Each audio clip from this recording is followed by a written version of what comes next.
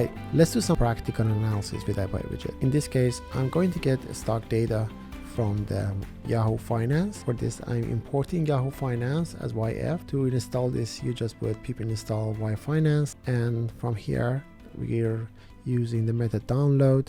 We're passing the symbol and start and end date, putting the progress to be true to show that what's going on, and we're returning the data in the data frame format. Let's test this function now. We use the function name, we pass in the symbol, start and end date. Let's run this. Okay, we're getting some issues here.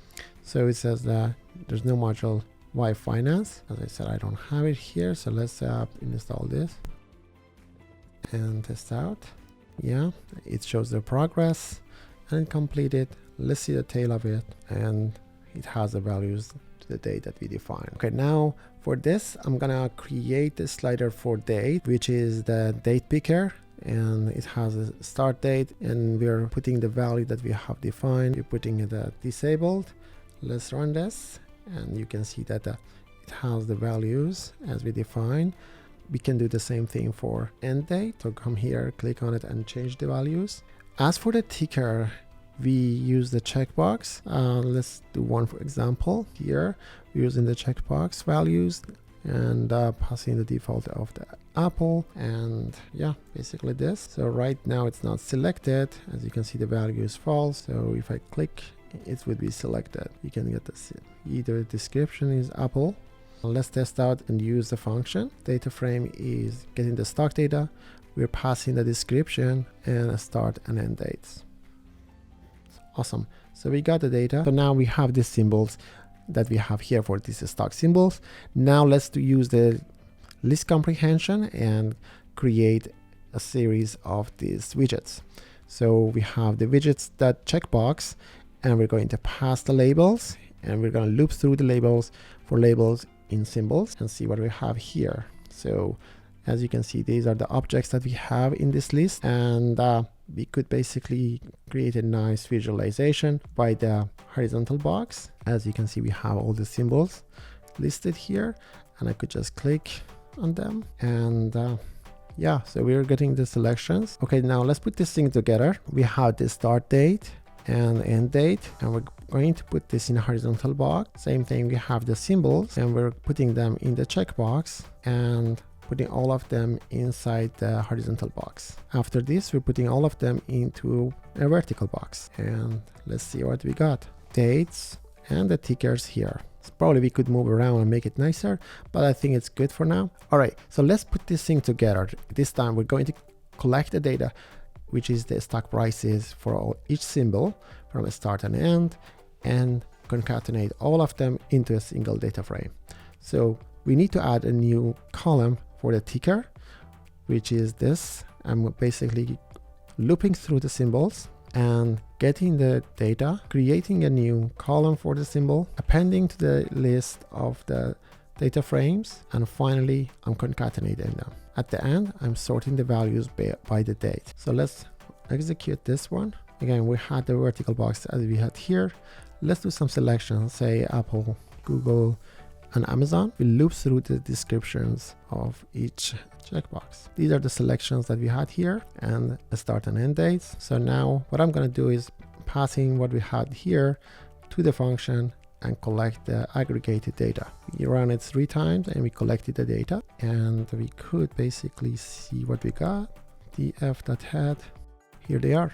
So for each date, we have for each ticker the prices of open, high, low, close, adjusted close, and the volume. All right, so now let's pass in the data that we collected and plot them using Plotly. We're going to do this with the Plotly Express, and we have the Plotly Express SPX, and we're also going to use graph objects from the Plotly.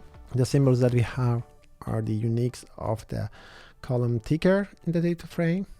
Now we use the figure method from the graph objects, go.figure, assign it to the fig, loop through the symbols for each symbol, collect the data, and put it in the df underline.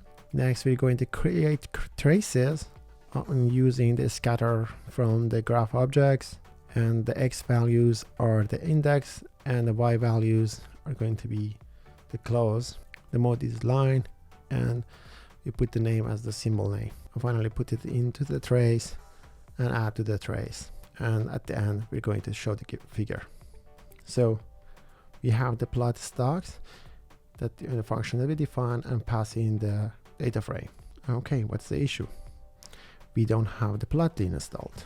So we go up here one cell and do the pip install. After this, we're going to comment this. Use that function.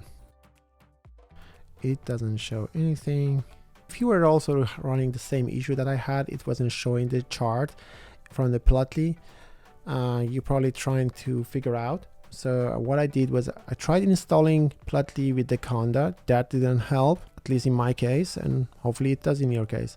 A lot of times when I'm installing libraries with pip, I'm running to some issues. There's some dependencies, but in this case it wasn't the issue and this installation didn't help. And the next thing was using this Jupyter Lab extension, install Jupyter Lab plotly.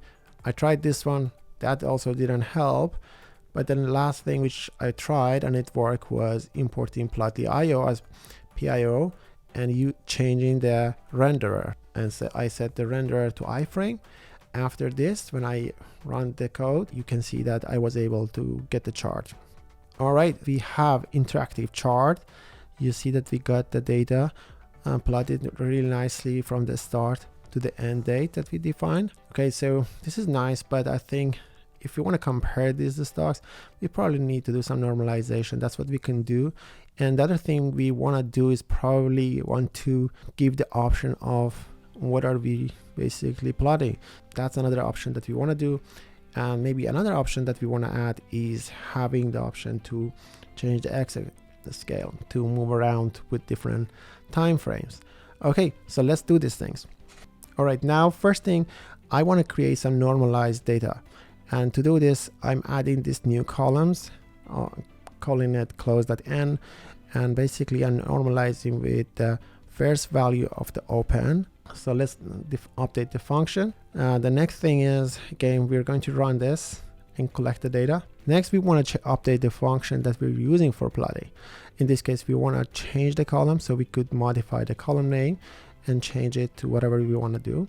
The only thing I'm changing is the column name, and there's nothing else in this case. I'm adding the column name, and now we're using the interact method, passing the function that we define up here, passing the data frame, and using the fix method. And fix method is a method from the IPyWidget, and the columns that we want to have are what we have here, which we could also put it inside a slider. For the column, we could say instead of using this list, we could set it as widgets.dropdown, and in that dropdown we could put these values, but probably it's easier to define it as we have here. So let's run this one. What issue we have? So it is the fix. We don't have it defined, so say from IPyWidgets import fixed. So let's run it again, and here we are. In this case, I set the default value for the close end. So from this normalized chart, you can see that the values for the stock of Amazon had the highest growth, and you can see it is in the range of 2.5 2023. Okay, so we got the right data, and come back to the chart and rerun it again. That makes more sense, and the values of the stocks from 2015. Now we're going to add a date range slider. To do this, we come here, and for the fig, we use the update layout and set the x-axis range slider underline visible to be true. Everything else is the same. The other update which I'm going to use, having the time frame range, and I'm setting 1 year, 2 year, 5 year, year to date, maximum, and I'm putting inside this drop down widget.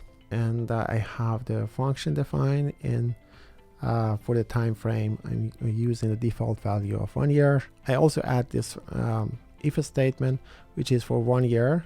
We're going to have date offset of 1 year. If it is 2 years, we're going to have 2 year date offset, 5 year, and in the case of year to date, the start date would be the first day of the January. Otherwise, for the case of maximum, we're going to use the first date that we have in the data frame. Now we apply this filter on the date that we have, which is going to be the index from the start date and end date, and make it and use the method of .copy so that we don't make changes to that data frame. Next, we're collecting the symbols, and we loop through the symbols and create traces in here, add to the figure, and finally update the layout and make sure that the X-range slider is visible. Here we have the interact method. We're passing the function name, fixed of the data frame, the column names, and the time frame, and we're passing the time frame as widget. After we execute this, we're going to get this visualization, as you can see here, which has the option of selecting columns and the time frame range. So this is 1 year, end date is today, and 1 year goes back to that. And then we could just make it 2 years or 5 years. And the maximum is the maximum that we had data collected, which was beginning of 2015, and different option for the columns, open. And there you have it. I hope this has inspired you to incorporate IPyWidget into your workflow. And don't forget to like, comment, and subscribe. Stay connected. Till next video, happy coding.